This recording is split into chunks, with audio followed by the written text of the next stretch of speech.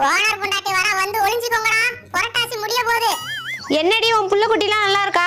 அது இருக்கட்டும், நீ ஏன் டல்லா இருக்க? அது ஒண்ணும் இல்லடி, காலையில எனக்கும் என் மாமியாருக்கும் சண்டை. ஏண்டி என்னடி ஆச்சு? நாளையில இருந்து நம்ம சண்டை போடக்கூடாதுன்னு என் மாமியார் சொன்னுச்சு.